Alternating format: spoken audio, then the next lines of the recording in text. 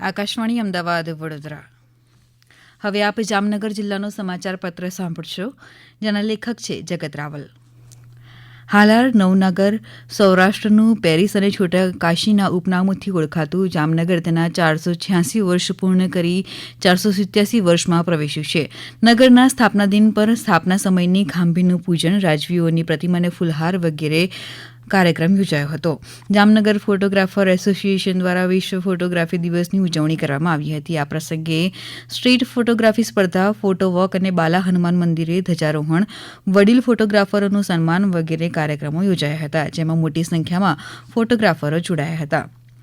છોટે કાશીથી પ્રસિદ્ધ જામનગરમાં અંદાજે 350થી વધુ શિવ મંદિરો આવેલા છે. પવિત્ર શ્રાવણ માસમાં આ શિવ મંદિરો પર દર્શન માટે ભક્તોની ભીડ જોવા મળી રહી છે. ખાસ કરીને ભીડભંજન મહાદેવ, સિદ્ધનાથ મહાદેવ, કાશી વિશ્વનાથ મહાદેવ અને વાલકેશ મહાદેવ મંદિરે ભક્તો મહાદેવને બિલીપત્ર, દૂધ અને જળનો અભિષેક કરતા જોવા મળે છે. પવિત્ર શ્રાવણ માસના દિવ્ય અવસરે જ્યારે દરેક વ્યક્તિ પુણ્યનું ભાથું બાંધવા તત્પર હોય છે, ત્યારે જામનગરના સમસ્ત બ્રહ્મ સમાજ સેવા ટ્રસ્ટ દ્વારા સતત 5મા વર્ષે પણ એક અનોખો સેવાયજ્ઞ આયોજિત કર્યો હતો. આધુનિક સમયમાં શ્રવણકુમારની ભાવનાને સાચા અર્થમાં ચરિતાર્થ કરતા સંસ્થા દ્વારા સર્વ જ્ઞાતિના વરિષ્ઠ નાગરિકો માટે 2 દિવસીય શ્રવણ યાત્રાનું આયોજન કરવામાં આવ્યું હતું. પોતાની સામાજિક જવાબદારીના ભાગરૂપે સતત 5મા વર્ષે આયોજિત આ યાત્રામાં 260 જેટલા 60 વર્ષ કે તેથી વધુ ઉંમરના વડીલોએ ખૂબ જ ઉત્સાહભેર ભાગ લીધો હતો અને દેવાધિદેવ શ્રી સોમનાથ મહાદેવના દર્શનનો લાહવો લીધો હતો.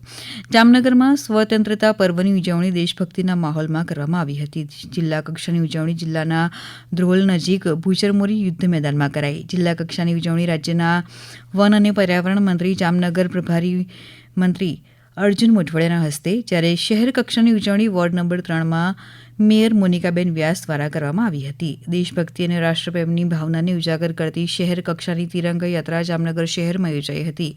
યાત્રામાં રાજ્યના પ્રભારી મંત્રી અર્જુન મોઢવાડિયા, જામનગરના સાંસદ, ધારાસભ્યો સહિત મોટી સંખ્યામાં શહેરીજનો ઉત્સાહભેર જોડાયા હતા.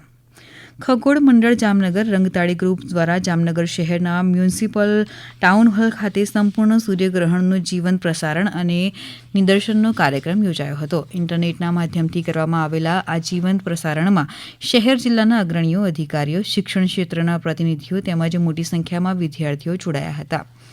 જામનગર ખાતે યોજાયેલ સમરસ વિદ્યાસેતુ કાર્યક્રમ માત્ર એક સરકારી ઔપચારિકતા પૂરતો મર્યાદિત ન રહેતા રાજ્યના શિક્ષણ મંત્રી રીવાબા જાડેજાના સંવેદનશીલ અને પ્રેરણાદાયી અભિગમનો સાક્ષી બન્યો હતો.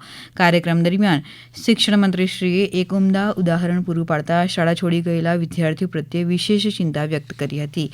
શૈક્ષણિક કાર્યક્રમો પૂર્ણ થયા બાદ કોઈપણ બાળક શિક્ષણથી વંચિત ન રહે તેવા રાજ્ય સરકારના દ્રઢ નિર્ધારને ચરિતાર્થ કરવા માટે તેમણે પોતે ગ્રાઉન્ડ લેવલ પર મોરચો સંભાળી જામનગરના વિવિધ વિસ્તારોમાં ડ્રોપ આઉટ થયેલા બાળકોના ઘરે રૂબરૂ મુલાકાત લીધી હતી.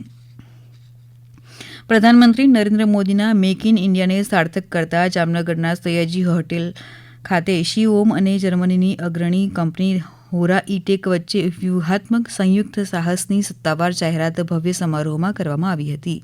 ભારત અને જર્મનીના ઉદ્યોગ જગતના અગ્રણીઓની ઉપસ્થિતિમાં યોજાયેલ આ કાર્યક્રમ જામનગરના ઔદ્યોગિક વિકાસમાં નવા યુગની શરૂઆત તરીકે જોવામાં આવ્યો હતો.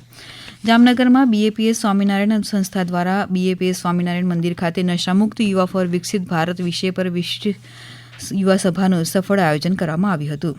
આ કાર્યક્રમમાં સાંસદ સહિત મોટી સંખ્યામાં યુવાનો, હરિભક્તો અને નાગરિકોએ ઉત્સાહભેર હાજરી આપી હતી.